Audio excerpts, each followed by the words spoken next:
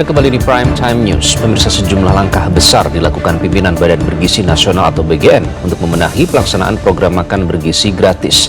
Tidak hanya menghentikan sementara selama masa libur sekolah, BGN juga akan mengaudit seluruh dapur penyedia MBG.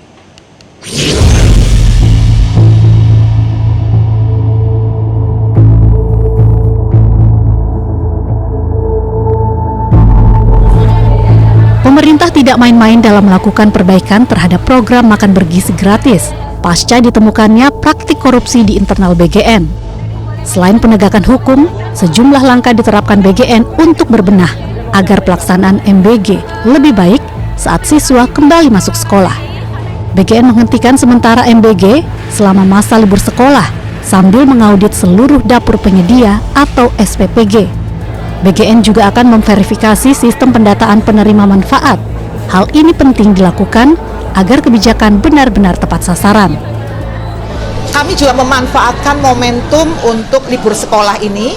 Kami akan stop semua, kami akan audit semua dapur, sehingga nanti mudah-mudahan ketika nanti anak-anak sudah masuk sekolah, kita sudah lebih baik, kondisi di lapangan sudah lebih rapi gitu ya.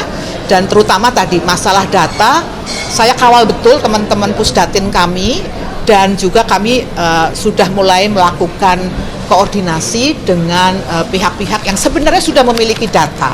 Hanya mungkin di masa lalu kemarin ada yang versinya BGN yang tidak mau menerima data kami, atau sebaliknya yang mereka tidak kasih. Nah itu saya yakin sekarang ini adalah program prioritas, maka saya yakin dari kementerian lembaga pun akan mendukung kami.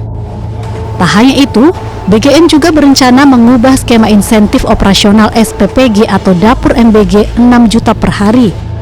Insentif itu selama ini diberikan secara merata kepada seluruh dapur tanpa mempertimbangkan jumlah penerima manfaat yang dilayani. BGN juga akan mengubah metode penilaian yang mempertimbangkan kualitas makanan dan layanan yang diberikan. Setelah data penerima manfaat itu fix, ya, kami harapkan nanti insentifnya nggak fix 6 juta semua kan. Kalau sekarang kan diubahlah oleh yang dulu ya, bahwa penerima manfaatnya 1.500 pun insentifnya 6 juta, 500 pun 6 juta, kan yang dulu begitu. Nah kalau nanti kita sudah mengetahui berapa real penerima manfaat yang menerima dari SPPG tersebut misalnya ya, kan itu dampaknya nanti penata ulangan akan begitu. Mungkin kita akan gabungkan, bisa jadi ya, bisa jadi karena di daerah sana ternyata hanya ada sekian, kita akan gabungkan SPPG ini dengan SPPG ini dan seterusnya. Itu proses yang pasti akan mengikuti proses refocusing. Nah kemudian kita akan tetapkan insentifnya tidak begitu lagi dong, dan tidak sama juga gitu, tidak sama juga. Pembenahan besar-besaran ini dilakukan menyusul adanya temuan pembengkakan jumlah dapur SPPG yang berpotensi meningkatkan beban anggaran negara. Menko Pangan Zulkifli Hasan bahkan mengungkap potensi pemborosan 1 triliun per bulan di balik bertambahnya titik dapur SPPG dan diterapkannya skema insentif 6 juta per hari. Tim Liputan Metro TV.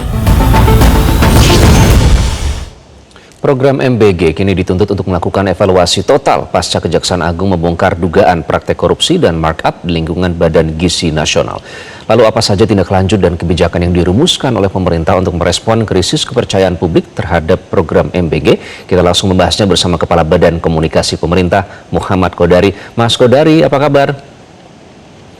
Alhamdulillah, baik.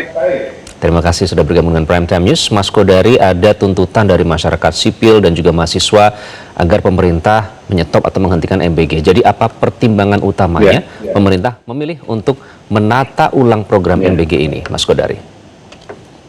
Terima kasih. Pertama tentunya program ini tidak bisa dihentikan karena secara konstitusi ini merupakan bagian dari janji kampanye Presiden Prabowo Subianto ketika melakukan kandidasi pada tahun 2024. Nah, yang tidak setuju secara politik dengan program ini tentunya harus bersabar menunggu pemilu presiden yang akan datang dan memilih mungkin calon presiden yang tidak punya atau menolak program MBG. Itu yang pertama. Yang kedua, program ini didasarkan kepada realita lapangan masyarakat Indonesia yang pertama memang masih mengalami stunting, ya, ada sekian puluh persen anak kita yang stunting, karena itu harus dijawab dengan adanya program perbaikan gizi, ya, khususnya pada ibu menyusui, ibu hamil, balita dan anak-anak.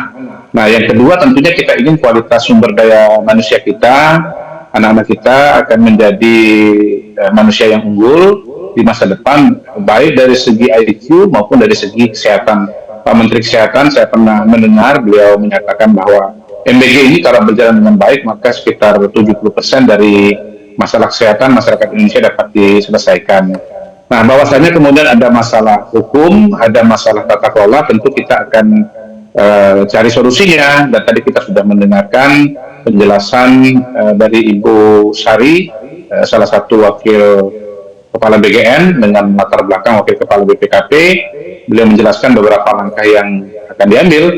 Yang saya catat itu yang pertama adalah moratorium terhadap pembangunan SPPG baru, karena SPPG yang sudah ada dirasakan mungkin sudah mencukupi dan akan ditata ulang, ya, jadi fokus pada SPPG yang sudah operasional. Yang kedua, penghitungan insentif juga akan diperbarui, ya, kemungkinan akan dikembalikan dengan metode lama, di mana jumlah insentif itu dikalikan dengan jumlah penerima, dan kemudian ke depan SPPG-nya sendiri akan mengalami grading atau evaluasi. Jadi akan ada kelas-kelas SPPG, yang bagus itu A, yang sedang itu B, yang kurang bagus itu C, dan kelas-kelas atau grading dari SPPG itu akan mempengaruhi insentif, ya. Jadi angka insentifnya tidak akan sama. Jadi ada dua variabel baru yang kemungkinan akan diterapkan oleh BGN, pertama dari jumlah penerima, yang kedua dari grading.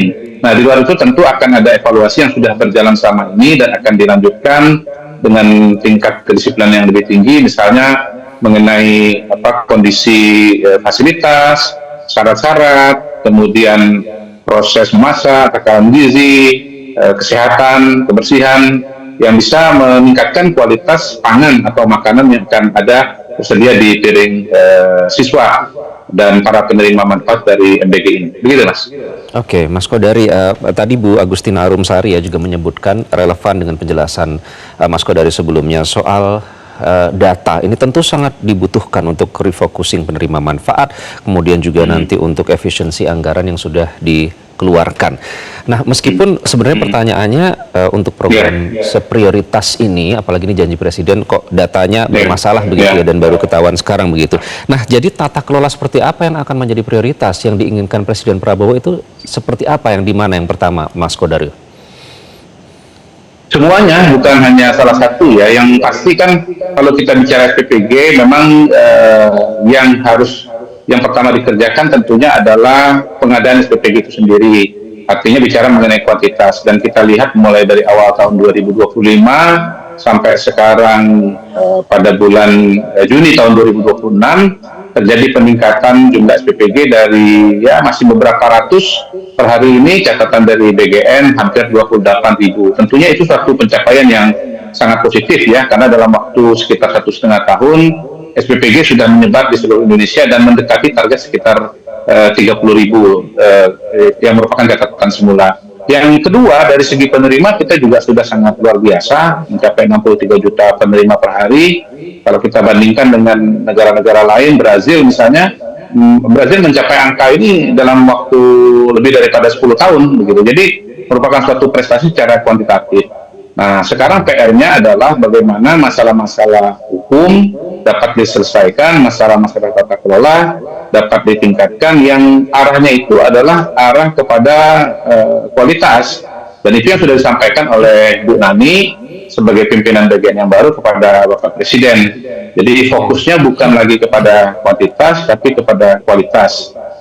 Dalam aspek kualitas, selain aspek SPPG-nya, kemudian pangannya juga direncanakan, diharapkan akan ada perbaikan dari segi efisiensi. Akan ada dengan metode bagi yayasan-yayasan yang memegang SPPG juga, ya, Mas Kodari? Bagaimana? Akan ada evaluasi juga terhadap yayasan ataupun mitra yang memegang SPPG dalam hal ini? Ini saya kembalikan kepada BGN, ya. Kalau pada hari ini yang kami dengarkan fokusnya adalah kepada SPPG.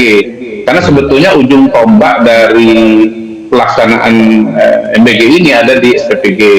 Jadi kami melihat bahwa selama ini yang namanya yayasan itu cenderung lebih kepada administrasi ya. Nah, apakah kemudian hubungan antara peningkatan kualitas di SPPG ini dengan yayasan juga harus ditegakkan? Ini tentunya wilayah dari para pimpinan BGN untuk bisa memberikan pernyataan yang lebih detail dan lebih akurat. Baik, Mas Kodari, jadi nasibnya barang-barang yang sudah diadakan ya, yang sudah dibeli di era Ramadan, seperti motor listrik dan lain-lain akan seperti apa? Per hari ini kami mendapatkan informasi bahwa barang-barang yang sudah diadakan itu akan tetap didistribusikan ke daerah, dan beberapa juga masih dalam proses persiapan atau dalam pembuatan. Tetapi untuk lebih detailnya tentu kita harus bertanya kepada pihak hukum, khususnya Kejaksaan Agung ya, yang notabene pada hari masih berfokus pada proses investigasi. Dan tentunya ini juga bagian dari evaluasi dari pimpinan BGN yang baru, Mas. Kebetulan memang sekolah kita ini kan sedang memasuki masa libur, dan salah satu kebijakan yang sudah diambil oleh pimpinan di BGN adalah menghentikan atau menyetop dulu kegiatan dapur-dapur untuk menyuplai MBG selama masa libur. Dan karena masa libur ini cukup panjang, jadi ada rentang waktu dan ruang yang cukup baik bagi BGN untuk melakukan evaluasi secara menyeluruh. Oke, Mas Kodari, untuk menjawab krisis kepercayaan terhadap program MBG, pelajaran apa yang bisa diambil karena program yang tujuannya mulia ini ternodai dengan korupsi dan juga pemborosan anggaran? Apa pelajaran yang bisa diambil, Mas Kodari? Ya, pertama saya kembali kepada Pak Mensesnek. Beliau pernah menyatakan pada kami dalam rapat koordinasi mengenai MBG dan BGN, beliau menyatakan syarat pimpinan dari BGN ini adalah pertama memiliki niat baik yang bersih, yang kedua adalah akal sehat. Nah, saya maknai bahwa yang pertama itu tentunya harus memiliki tujuan dan proses yang baik dalam proses-proses pengadaan ya, terutama barang-barang yang tadi sudah disebutkan atau yang sudah kita ketahui bersama, mulai dari sepeda motor listrik, kemudian sepatu, layar televisi dan seterusnya. Yang kedua juga bagaimana agar pengadaan barang-barang yang terkait dengan SPPG juga diserahkan pada mekanisme pasar yang benar. Gitu. Nah, yang kedua mengenai tata kelola. Tata kelola memang mengalami dinamika karena ini program yang baru dan besar ya. Karena itu saya sendiri mencermati bagaimana di BGN misalnya ada perencanaan awal 3.000 penerima manfaat per SPPG, tapi kemudian lebih bisa turun 2.500 dan seterusnya. Kemudian dari insentif ya, tadinya dihitung berdasarkan penerimaan manfaat, lalu kemudian berkembang atau berubah menjadi per SPPG, dan hari ini akan dikembalikan lagi kepada penerima manfaat. Intinya kriteria akal sehat itu tentunya adalah efisiensi dan bagaimana tata kelola ini menjadi lebih baik. Tetapi saya percaya bahwa tahapan yang terpenting dari SPPG kita pada hari ini ya, sama dengan Ibu Nani dan kawan-kawan, itu adalah bagaimana bisa meningkatkan kualitas, baik dari kualitas SPPG-nya sebagai katakanlah pabrik makanan bergizi, yang kedua dari komposisi gizi dan dari kesehatan atau kebersihan dari makanan itu sendiri, supaya betul-betul target dan tujuan dari MBG ini bisa meningkatkan kualitas sumber daya manusia itu betul-betul tercapai. Baik, kita kawal bersama ya. Terima kasih Kepala Badan Komunikasi Pemerintah, Mas Muhammad Kodari, sudah bergabung dengan Prime Time News. Jelajahi cara baru mendapatkan informasi. Download Metro TV Extend sekarang.